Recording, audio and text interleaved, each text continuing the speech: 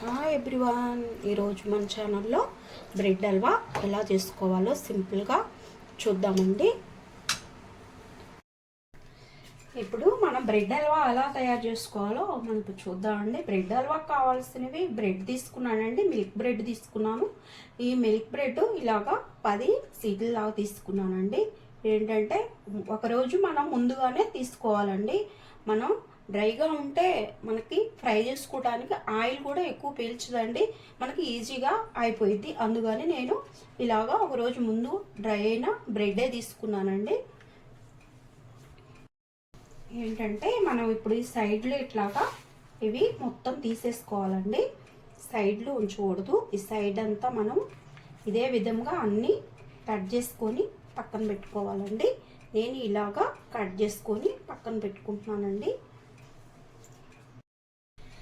చూడండి, అన్నీ ఇదే విధంగా మనము తీసి నీట్గా ఇలా పెట్టుకున్నాక వీటిని మధ్యలోకి ఇలాగా కట్ చేసుకోవాలండి.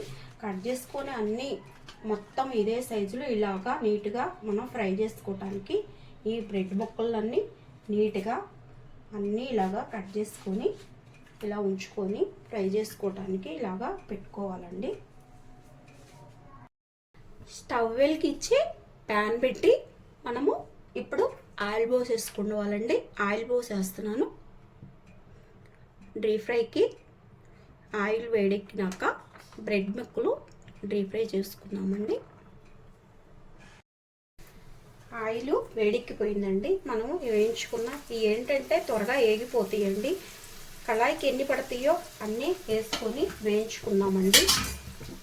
ఇవి మనము చిన్న మంట మీద పెట్టి వేయించుకున్నామండి.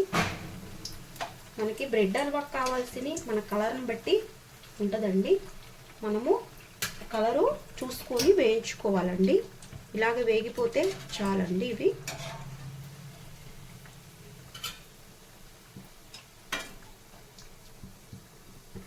ఇదే విధంగా అన్నీ వేయించుకుందామండి.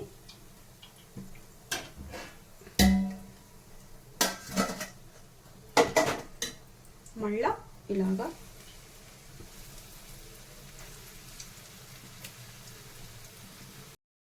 వీటిని చల్లారాక వీటిని ఇలాగా మనము సగానికి ఇలాగా తుంచి పెట్టుకోవాలండి. ఇవి అన్నీ ఇదే విధంగా మనము చల్లారినాక తుంచి ఇలా పెట్టేసుకొని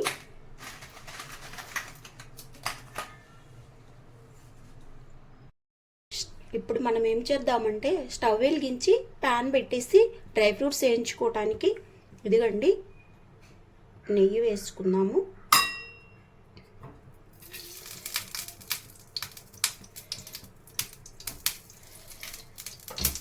నెయ్యి వేడెక్కిపోయినాక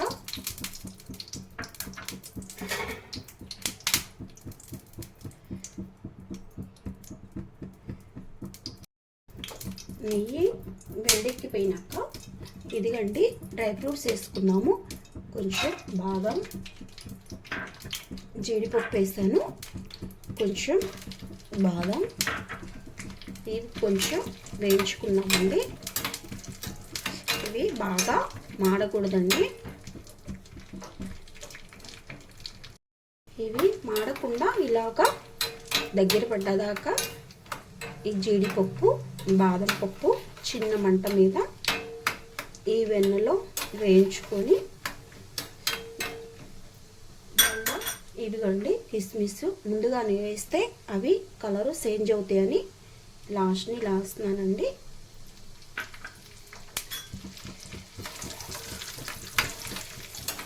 ఈ విధంగా అన్నీ బ్రౌన్ కలర్ వచ్చేటట్టు చిన్నగా వేయించుకున్నామండి. చూడండి ఇలాగ వచ్చినాయండి, చాలండి, వేగిపోయి ఇవి పక్కన పెట్టేసుకొని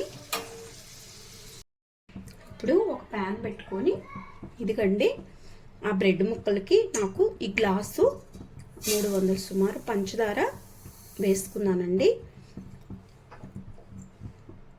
అదే గ్లాస్తో మళ్ళీ వాటరు ఇదిగండి వాటర్ తీసుకున్నానండి. దీనికి ఇట్లాగా పాకం పట్టుకుందామండి.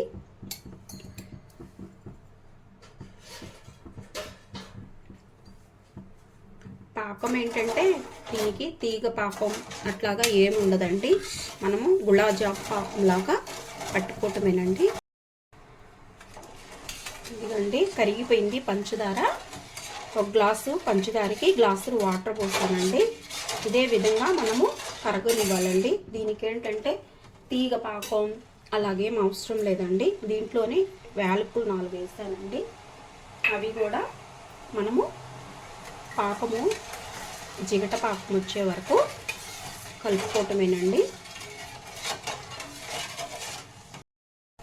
చూడండి ఇప్పుడు పాకము మనం చూసుకున్నామండి. పాకం ఏం లేదు, ఇలా జిగురుగా వస్తే చాలండి. మనకి ఎక్కువగా పాకం అవసరం లేదు. ఎందుకంటే పాకము ఎక్కువ వస్తే మళ్ళీ కట్టి పడిపోయి మనకి అట్లా ఉంటుంది.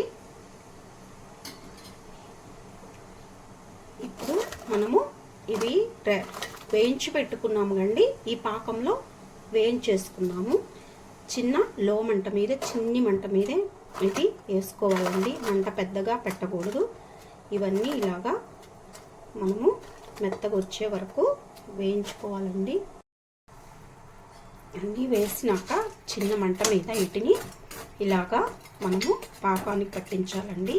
మెత్తగా ఈ డ్రై అన్నీ మెత్తగా అయిపోయే వరకు ఈ గంటెతో ఇలాగా మనము వాటిని చిన్న మంట మీదే ఇట్లాగా ఒత్తుకుంటూ ఉండాలండి. చూడండి మనకి పాకం అంతా చక్కగా సరిపోయిందండి. పాకము చాలకపోతే గట్టిగా అయిపోయిందండి, డ్రై అయిపోయింది. చక్కగా ఇట్లాగా గంటెతో బాగా ఇట్లాగా మెదుపుకోవాలండి. చక్కగా మనకి ఇలాగా వచ్చేసిందండి, దగ్గర పడిపోయిందండి. పాకం ఇలా ఉండాలి.